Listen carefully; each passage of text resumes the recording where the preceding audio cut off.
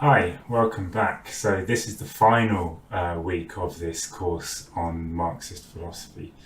And this week we're going to be talking about something quite different to what we've talked about in previous weeks, which is the question of morality, not something really that Marxists talk about that often.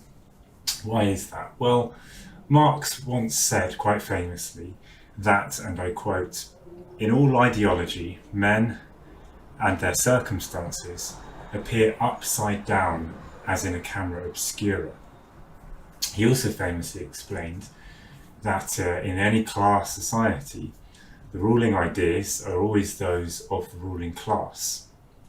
So in other words, the dominant ideas of a given society are not only those of the ruling class, but they obscure the real relations, the real characteristics of that society. They present them in a topsy-turvy and in a false way. And he also said that we should never judge a man by what he thinks about himself, but by what he does. And similarly, he says that one cannot judge such a period of transformation by its own consciousness. In other words, to really understand a society, we shouldn't pay too much attention to what it thinks and says about itself. In other words, its ideology, but examine the real material basis of that society and exactly what it really does. And I would say that the more close to politics a given idea or area of human thought is, the more distorted it will be. So for example,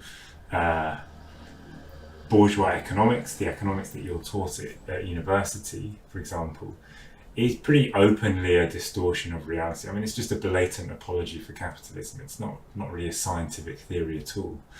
And I would say the same applies for morality. Morality has always been underclass society. When I talk about morality, I mean the major philosophical theories of morality and also the dominant values, the moral values of a given society.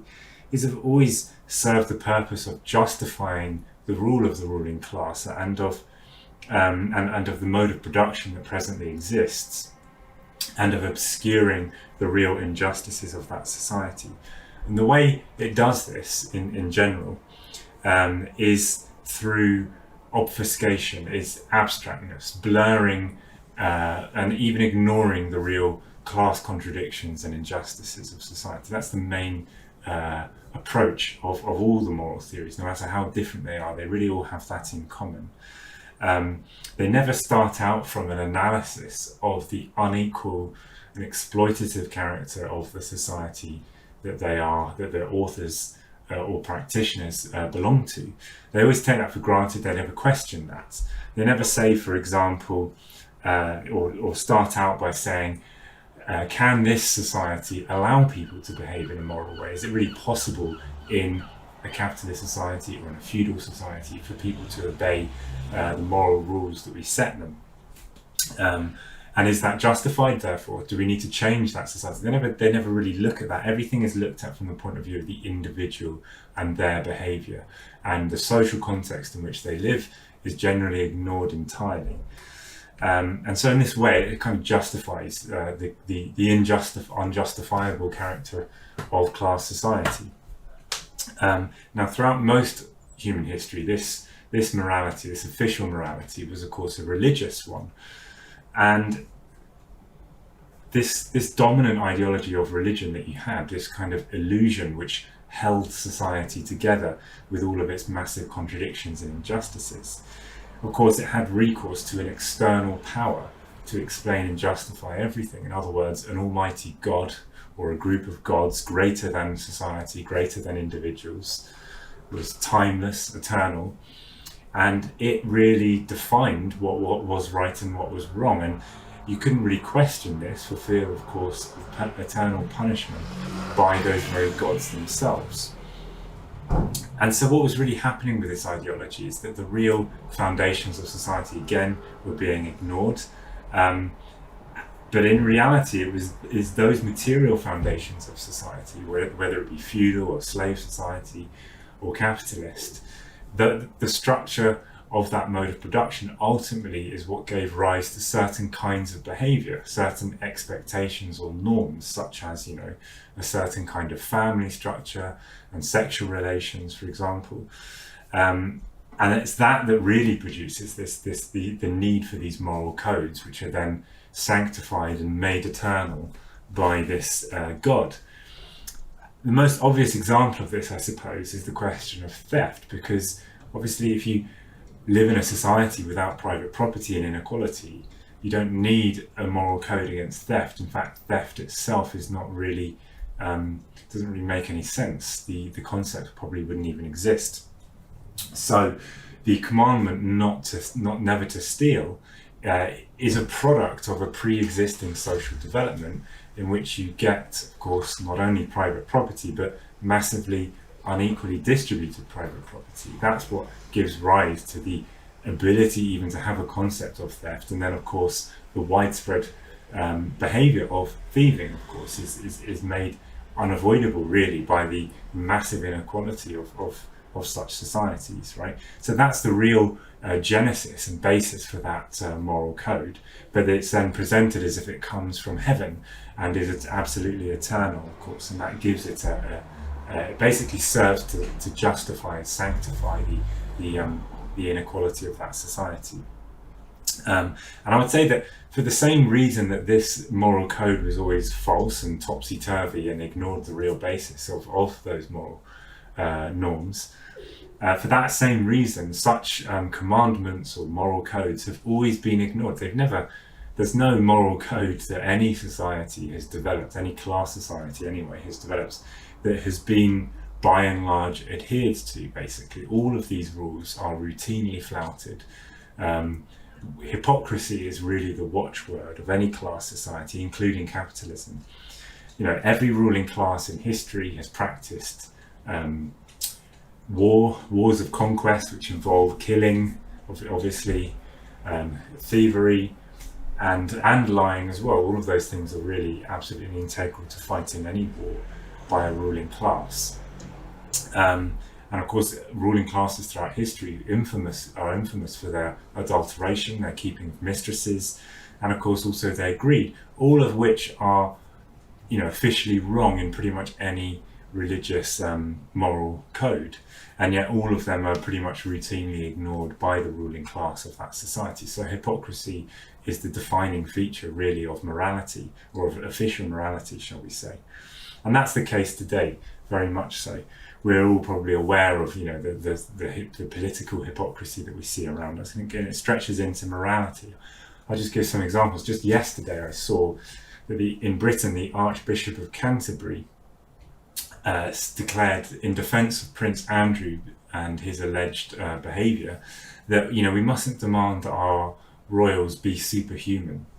So in other words, it's superhuman behaviour not to engage in the kind of practices he is thought to have engaged in, which is a ridiculous thing to say. It's quite obvious hypocrisy, a defence of a fellow member of the ruling class, double standards to say the least. We also have another example from Britain, which was when Jeremy Corbyn was leader of the Labour Party. You had a relentless campaign against the alleged anti-Semitism in the party.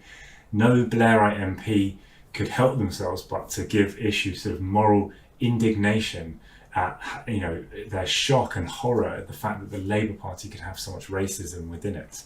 Of course, all of this was just blatant lies, just drummed up to serve a political purpose. And now that he has gone and we have a Blairite at the helm, suddenly all of those problems have disappeared.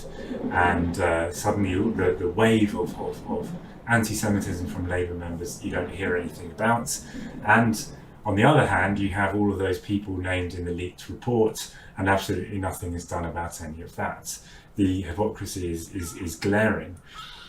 I also remember participating in a debate a few years ago with a priest. And at some point the priest was asked, I think the person who asked was a member of his congregation, and it was a leading question intended to make the Marxists look like bloodthirsty cynics, or ideologues rather. And the question was, would you ever be prepared to kill for your beliefs? In other words, would you impose with violence your beliefs onto society? And of course, the implication is that Marx says, yes, that's what they believe in. And the priest very sanctimoniously replied, no, I would never kill for my beliefs. I think that's completely wrong. Later in the debate, someone also asked him, did you support the Iraq War? And he said, yes. Now, what do you think? Do you think he thought that the Iraq War would not involve anybody dying, anybody being killed? I don't think so. So clearly it was a very hypocritical position. He does believe in killing to further your ends. Whether or not those ends are justified is a separate question. He does believe in that. But he very sanctimoniously declared that he did not believe in that, and that really anyone who does must be a bloodthirsty ideologue. So you have this kind of hypocrisy everywhere in capitalist society. It's unavoidable. It's a product of the injustice of that system.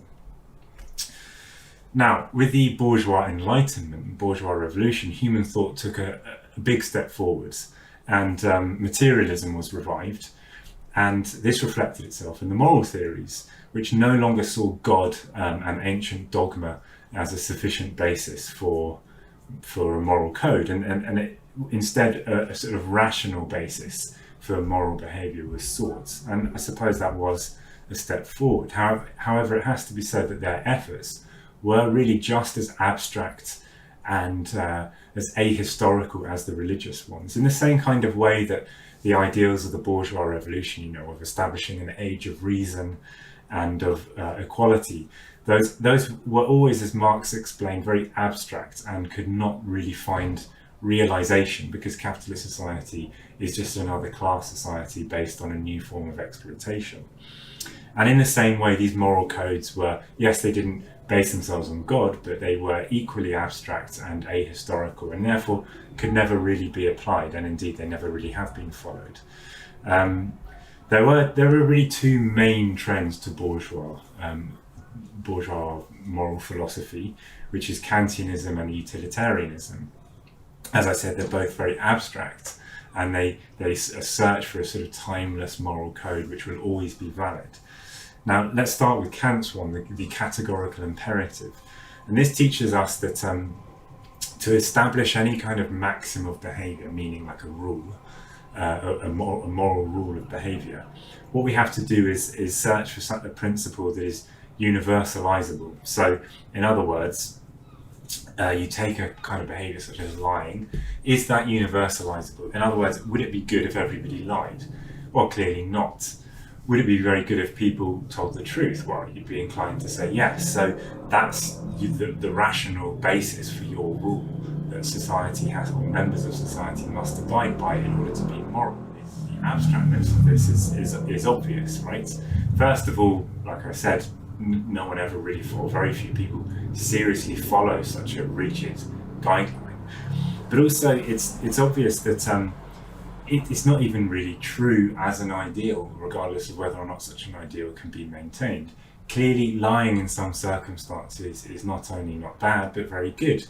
If, for example, a group of slaves get together and deceive their master, in other words, lie to their master, their owner, in order to free themselves, would that be a good or a bad thing? I think we'd all say it's definitely a good thing. So this search for a kind of abstract and finished, once and for all given rule which must always be obeyed is totally false and it can never be adhered to, but it doesn't even make sense. What it really is kind of, in my view, it's like this kind of morality it's like the hypocritical morality of a priest issuing a sermon to a bunch of respectable ladies and gentlemen, bourgeois ladies and gentlemen, who are, very keen to maintain the appearance of always saying the right thing, and would never admit to lying or any kind of wrong behaviour, very keen to observe the norms. But in reality, they pay other people to do all of their dirty deeds for them. That's, to my mind, what this morality really represents. And then we have utilitarianism. Now, this does at least have the merit of flexibility. Here we have the basic rule being, there's really just one rule of utilitarianism, which is that there almost is no rule. Just do whatever produces the most happiness. That's the basic rule of utilitarianism. So the ends justify the means. In other words, by all means kill people if that is the course of action which will produce the most happiness for the greatest number of people. Now, the trouble with utilitarianism is that it's no less abstract and ahistorical, despite its flexibility, than any of the other theories. Maybe we agree with this idea of flexibility, but the point is it stops just at the point when the theory should start. In other words, it should start by beginning to answer the question of what it is that produces the most happiness. And implied within utilitarianism is a sort of naive idea that that there could be found a kind of neutral equation or something, which we can, so long as we feed in sufficient data, it will, decisively prove what is the most, what course of action will produce the most pleasure or the most happiness. And then we can just follow that. It will all work out very well. But of course, that's absurd, right? It's not as if, in class society, the idea of such a neutral thing is absurd. As if, the working class or anyone who doesn't agree with, what's going on in society can go to some sort of neutral court of class society and present to them the theory of utilitarianism and show, well, look, austerity and all these other things, these are not producing the most happiness and therefore they're wrong, so they must be stopped. And then the court says, well, yes, you've proven it with the indisputable logic of utilitarianism, so we must stop it. The very idea is ridiculous, obviously. The bourgeoisie, basically, and I think really everyone, really, despite what they might say, follows this idea that the ends justify the means and we have to do whatever produces the most happiness. Everyone really thinks that, but the point is, what no one agrees with is what will produce the most happiness.